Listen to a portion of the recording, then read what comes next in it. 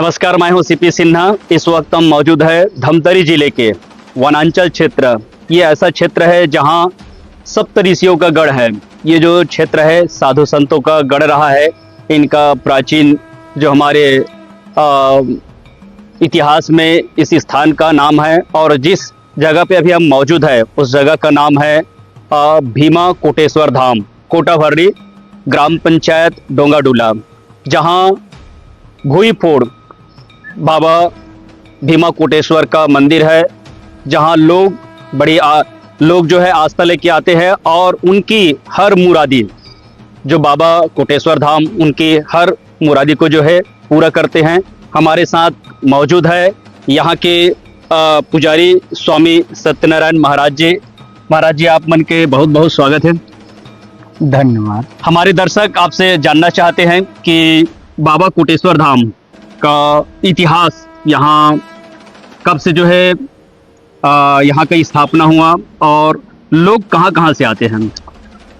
भीमा कोटेश्वर महादेव आदि अनादि काल से है, और कब से इसका प्रादुर्भाव हुआ है जी इसका तो हमें भी पता नहीं है जी लेकिन जो भीमा कोटेश्वर जो महादेव हैं जी, इनका जो इतिहास है, भीमा का अर्थ होता है महारुद्र और कोट का अर्थ होता है लोक जी और ईश्वर का अर्थ होता है भगवान जी तो जो तीनों लोकों का भगवान जो महारुद्र है जी वही भगवान भीमा कोटेश्वर महादेव हैं। जी। इनका वर्णन रामचरितमानस, लंका कांड, दोहा क्रमांक 119 के प्रथम चौपाई जी कि तुरत विमान तहाँ चली आवा, दंडक वन प्रभु परम सुहावा, कुंभज आदि मुनिनायक नाना, और गया हूँ प्रभु सबके अस्थाना। जी। उसके बाद जो है इसका विस्तृत जो वर्णन है स्कंद महापुराण रामेश्वरम खंड के कोटि तीर्थ पर जो है इसका विस्तृत वर्णन है। यही एक ऐसा शिवधाम है जो त्रेता के तीनों महायोद्धाओं ने इनकी पूजा आराधना की है। सबसे प्रथम रावण, जो लंकापति रावण थे, तो यहां पर जो है यहां से 10 किलोमीटर पूर्व की ओर जी सिंघोला पर्वत है, जहां पुलत्स्य ऋषि का आश्रम है।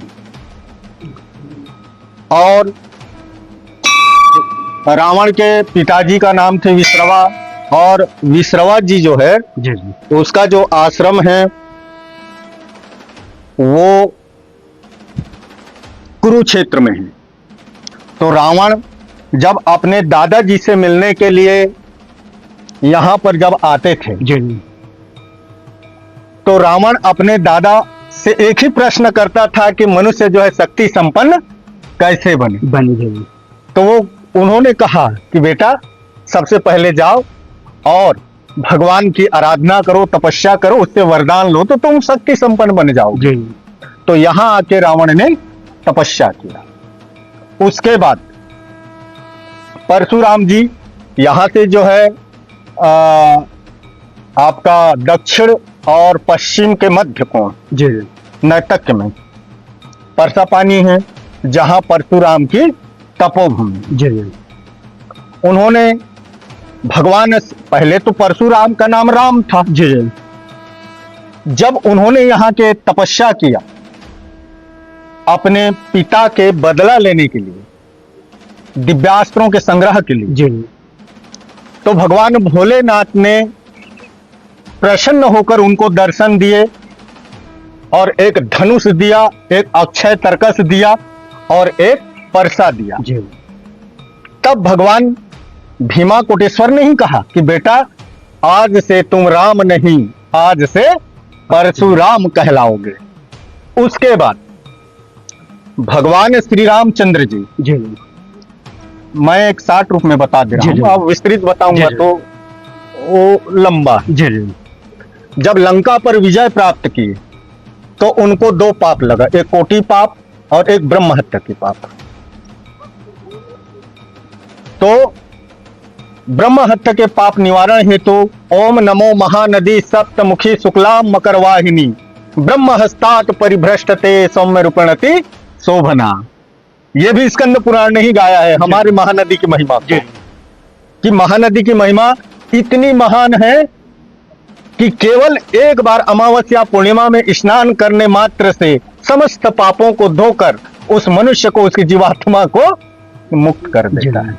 तो भगवान श्री रामचंद्र जी जब लंका पर विजय प्राप्त करके जब उनको दो पाप लगा, कोटि पाप और ब्रह्म हत्या की, तो ब्रह्म हत्या के पाप निवारणार्थ महानदी में आके स्नान किए और कोटि पाप के निवारण वो यहाँ पर आकर किए।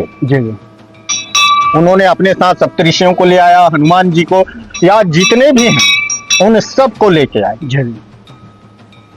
तब सप्तऋषियों ने कहा राम भगवान को कि प्रभु आप अपने धनुष की कोटि, जो धनुष का जो कोटि होता है ना जिसमें वो रस्सी फंसाते हैं, हाँ, तो उससे यहाँ पे गंगा प्रकट करो और उस गंगा से भगवान भीमा कोटेश्वर महादेव के अभिषेक हो तो तुम कोटि पाप से मुक्त हो जाओ। तब राम भगवान ने यहाँ पर जो है अपने धनुष की कोटि से गंगा प्रकट की है, जो आज भी प्रत्यक्ष है। उधर एक धारा है हमारी कुटी के उस पार, कुटी के उस पार है एक धारा जिसे अभी आप प्रभु के पास आए, ये दूसरा धारा, यहाँ से थोड़ा सी दूरी में जाएंगे वह तीसरा धारा। ऐसा जो है 7 धाराओं पे यहाँ प्रवाहित है गंगा, जिनको कोटि गंगा कहा गया। ये हमारे दर्शकों को बताएंगे कि जो बाबा भीमा कोटेश्वर जी हैं ये भूई फोड़ है।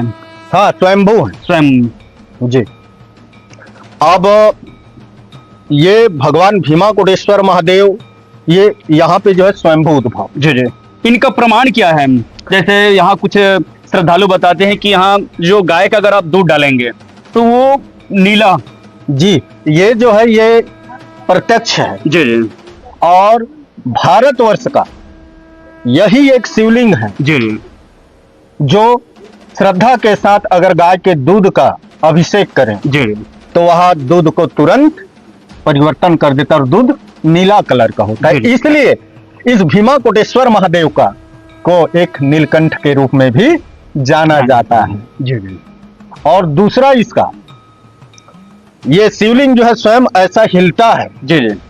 और हिलने के बाद जो है इनके रोम प्रतिरोम से जो है पूरे प्रकाश पुंज निकलता है, सतरंगी किरण, और ये एरिया को पूरा प्रकाशित करता है।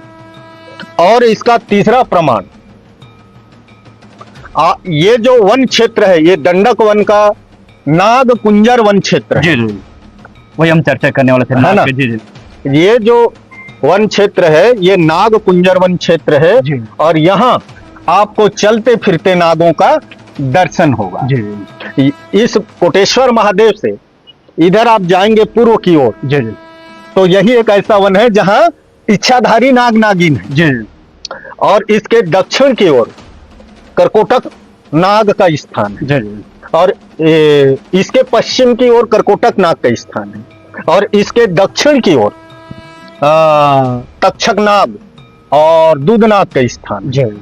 और इसके उत्तर की ओर वासुकी नाग अर्थात भुजंग का निवास स्थान है। यहाँ जब आप चलेंगे इस वन में, ये एक चीज आप गलत कर रहे हैं, भगवान में चढ़ा हुआ कभी मत लगाना, चाहे यहीं की बात नहीं कहीं कभी। तो ये जो वन है वो पूरा नाग कुंजर वन है।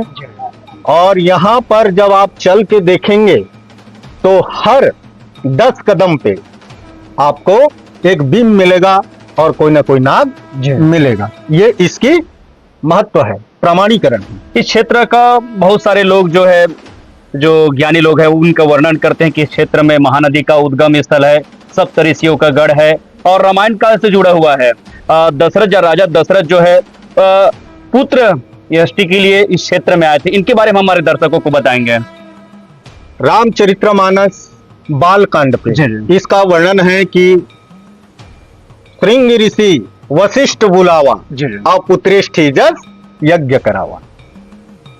कितनी बड़ी महान है कि राजा दशरथ अयोध्या से आए कहाँ, हमारी इस दंडकारण्य वन में जी जी श्रृंग ऋषि जी के पास, जी जी और उसे निवेदन कर जो है उन्हें पुत्रेष्ठी यज्ञ कराया, जिसके बदौलत इस संसार सागर पर जो है राम लक्ष्मण भरत शत्रुघ्न का जन्म हुआ। जी जब वो अनंत ब्रह्म राम को इस जगत में ला सकते हैं तो फिर वो ऋषि कौन होगा, उसकी महत्व को भी जानना थी आवश्यक है। उसके बाद भी रामायण काल में भगवान श्री रामचंद्र जी जब वनवास काल में आए तो यहाँ 10 वर्ष 6 महीना की वनवास बिताए हैं। अगस्त ऋषि के आश्रम पर जब उन्होंने निवास किया तो उन्हें सार्ग धनुष, अक्षय तर्कस और अक्षय खड्ग प्रदान किए राम और लक्ष्मण को, और उन्हें समस्त दिव्यास्त्रों का ज्ञान कराया। तो ये हमारा जो क्षेत्र है ये सप्तऋषि मंडल, जहां से सृष्टि की रचना, जहां से ज्ञान, धर्म, भक्ति, ये जितने भी सत्कर्म संस्कार हैं, सबका उदय कहां से हुआ, हमारे सप्तऋषि। हाँ, उसके बाद इसके एक महत्व और बता रहा हूं। आदिम संस्कृति अर्थात देव संस्कृति में एक का नाम भीमा देव भी है जी, लेकिन ये वो भीमा देव नहीं है। उत्तराखंड में भी इनका जिक्र होता है। हाँ, ये जो है भीमा कोटेश्वर है, भीमा देव नहीं है जी। तो कभी कभी क्या है, भीमा कोटेश्वर और भीमा देव, इनको जो है समझना जरूरी होता है। तो बहुत सारे लोग क्या कहते हैं कि नहीं ये हमारा भीमा देव है, तो ये भीमा देव नहीं है आदिम संस्कृति का, ये भीमा कोटेश्वर महादेव जी। और भीमा कोटेश्वर महादेव का जो इतिहास है या वर्णन है जी, वो अभी मैंने आपको बताया जी। और अभी तक यहाँ पर इनके रिसर्च के लिए 13 देश के लोग आ गए। 13 देश से? हाँ, 13 देश से यहाँ वैज्ञानिक लोग भी आए और अन्य देशों से लोग भी आए, सिर्फ इनके महत्व को देखने के लिए कि यहाँ से प्रकाश कैसे निकलती है, यहाँ दूध का अभिषेक करने से वो नीला क्यों होता है जी। पर वैज्ञानिकों ने भी कहा, मैंने पूछा जी कि ये दूध का नीला होने का कारण क्या है जी, तो वैज्ञानिकों ने कहा कि ये जो लिंग है जी, ये जो शिला है जी, उसमें ऐसा कोई स्टोन होगा जो दूध के रंग को परिवर्तन करता है जी। उनका तर्क था। हाँ, वैज्ञानिकों का तर्क था। तो अब वैज्ञानिक जो है अपना तर्क दिए जी, अध्यात्म अपना तर्क दिया, पर अध्यात्म से ही विज्ञान का जन्म हुआ है जी। विज्ञान रिसर्च पे चलता है, जिसको वो यथार्थ देखना चाहिए। महाराज जी, यहाँ मेला कब कब लगता है? मेला अब मेला के भी बहुत 2 रूप हैं। एक भक्तों की दर्शन मेला जी, और एक है हमारे बस्तर की आदिम संस्कृति के अनुसार सभी देवी देवताओं का आने का मेला जी। तो यहाँ पर जो है, जो भक्तों की दर्शन जो मेला होती है, उसमें सावन 1 महीना जो कांवरिया लोग आते हैं, हाँ पूरे, उसके बाद जल चढ़ाने जी, उसके बाद महाशिवरात्रि को जी भक्तों की जी, उसके बाद दोनों नवरात्र जी, उसके बाद जो है जो देवी देवताओं का आगमन का जो मेला होता है जी, तो ये प्रकाट्य जन्मोत्सव मेला जी, इनके रूप में मनाते हैं, जो मई में होता है जी। महाराज जी, हम अपने चैनल के माध्यम से हम धमतरी जिला प्रशासन तक मैसेज देना चाहते हैं, क्योंकि पूर्व जो कलेक्टर थे उनके द्वारा जबर्रा को विकसित किया गया था, और अभी वर्तमान जो भी कलेक्टर आए हैं अविनाश मिश्रा जी, उनके द्वारा जो है महानदी उद्गम स्थल को लेकर और पर्यटन क्षेत्रों को लेकर काफी उत्सुकता से उनके द्वारा प्रयास किया जा रहा है, अधिकारी को निर्देशित भी कर रहे हैं। तो हम अपने चैनल के माध्यम से जिला प्रशासन को हम मैसेज देना चाहते हैं, ऐसे कौन कौन सी चीज की आवश्यकता है इस क्षेत्र को और डेवलप करने के लिए? अब मैं तो सर्वप्रथम अपने कलेक्टर साहब को धन्यवाद देता हूं इस चैनल के माध्यम से कि जो हमारे सप्तऋषियों के प्रति, हमारे महानदी उद्गम के प्रति जो ध्यान दे रहे हैं। जी इसलिए मैं एक बार नहीं बारंबार उसको मैं धन्यवाद देता हूं। जी अब हमारे इस भीमा कोटेश्वर महादेव में जी जो आवश्यकताएं हैं, अभी हमारे यहाँ रंगमंच नहीं है, जी एक रंगमंच की आवश्यकता है रंगमंच के जी और एक यज्ञशाला की आवश्यकता है, जी एक अतिथि कक्ष की आवश्यकता है, एक अतिथि भवन की जी आवश्यकता है। उसके बाद जब सबसे ज्यादा जो इमरजेंसी है जी वो दो चीज है। एक है जहां से अभी आप नाला को अच्छा, पार जी, करके जी। आए, जो यहाँ मंच सामने है ना, पूरा खुला है वो। तो ये जो नाला है जी जी इसमें जो है पुल की आवश्यकता है। पुल के जी और दूसरा जो सबसे बड़ी महत्वपूर्ण आवश्यकता है जी वो है विद्युत का, क्योंकि अभी तक यहाँ विद्युतीकरण नहीं नहीं हुआ। हुआ है। इसलिए मैं कलेक्टर साहब को इस चैनल के माध्यम से धन्यवाद देते हुए मैं हाथ जोड़कर निवेदन करता हूं कि मेरा इस प्रार्थना को स्वीकार करने की कृपा करें।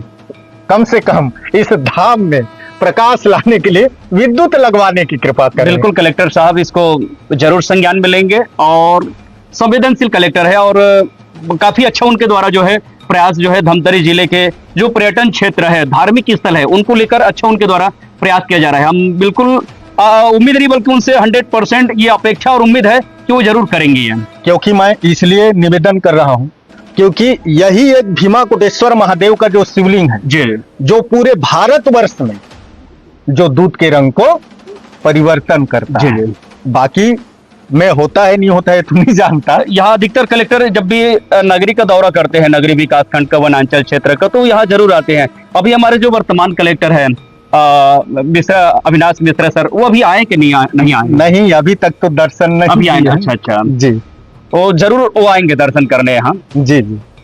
और क्या क्या जैसे मांग है जिनको हम रख सकते हैं उनके पास?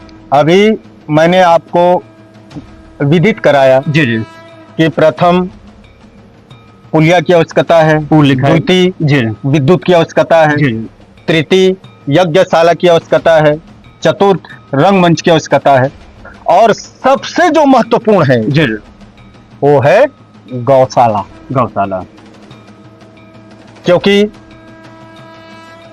गौ हमारी माता है। गौ की संरक्षण और संवर्धन ये अति आवश्यक है क्योंकि वो कामधेनु है। कई व्यक्ति ऐसे हैं जो गौशाला के नाम पे शासन से करोड़ों का राशि ले रहे हैं। जैसे कुछ अभी जिनका शिकायत भी हुआ था कि 4 5 6 7 गौ रख के वो जो है लोगों से चंदा ले रहे हैं और करोड़ रुपए को वो उगाही भी की है। इस टाइप के उनके ऊपर आरोप लग रहे हैं। अब वो जो है वो उनके विचारे हैं जी कि वो लोगों से उगाही कर वो गौ माता की संरक्षण और संवर्धन कैसे करते हैं। परंतु अभी तक हमारे यहाँ गायें तो हैं, गौ माता तो है, लेकिन उनकी रख रखाव के लिए हमारे पास गौशाला नहीं है। देखने को अधिकतर मिलता है कि जो बाहर के जो साधु संत आते हैं उनका बड़ा मान सम्मान, यहाँ आदर सत्कार, क्योंकि छत्तीसगढ़ जो है अतिथि देव भव, अतिथियों को सम्मान के लिए हमेशा तत्पर रहते हैं। जो बाहर के साधु संत जो आते हैं कथा वाचक, वो यहाँ से छत्तीसगढ़ से लाखों रुपए ले जाते हैं, लेकिन हमारे यही लोकल जो यहाँ के साधु संत है उनको वो तवज्जो नहीं मिल पाता। इसमें आपका क्या कहना है? अब उसका कारण है जन आस्था। जन आस्था, अब इस जन आस्था पर मैं आपको अपना व्यक्तिगत राय नहीं दे सकता। ये तो थे भीमा कोटेश्वर महादेव का जो है पुजारी जिनसे हम चर्चा किए और जाने कि ये जो है भूई फोड़ है और इसे किसी पत्थर या मूर्तिकार के द्वारा तराशा नहीं गया है। और यहाँ लोग जो है अपनी मुरादें लेके आते हैं और उनकी हर मुरादें भगवान जो है भीमा कोटेश्वर उनकी पूरी करते हैं। और हम अपने चैनल के माध्यम से दर्शकों से यही अपील करते हैं कि आप भी एक बार भीमा कोटेश्वर दर्शन करने जरूर आएं। हम बाबा भीमा कोटेश्वर जैसे क्षमा प्रार्थी है कि हम यहाँ जो आते हैं सभी भक्त वो धोती पहन के आते हैं। हम जो है बातचीत करते करते आ गए थे, इसके लिए हम क्षमा प्रार्थी है। महाराज जी इसके बारे में बताएंगे कि जो भी यहाँ भक्त जन आते हैं, जो पुरुष वर्ग, वो धोती क्यों पहनना यहाँ जरूरी है? क्योंकि हमारी जो संस्कृति है, हिंदू संस्कृति, उसके अंदर जब भी परमात्मा की दर्शन करें, कोई धाम में जाए जी, तो जरूर धोती पहने। धोती हमारी हिंदू संस्कृति का प्रतीक है, जी, इसलिए धोती पहनना अति आवश्यक है। ये सभी जो श्रद्धालुओं के लिए है ये? हाँ हाँ, ये सभी श्रद्धालु हो, चाहे नेता हो या कोई अधिकारी हो? हाँ हाँ, सभी के लिए, सभी के लिए है जी। क्योंकि देखो, जब भी कोई परमात्मा के दर्शन के लिए जाए तो हमेशा वो भक्त बनकर जाता है, वहां अधिकारी या नेता बनकर नहीं जाता। जी, जी। भाई भगवान भगवान होता है और भक्त भक्त होता है, हम तो सब उसके खिलौने हैं। जी।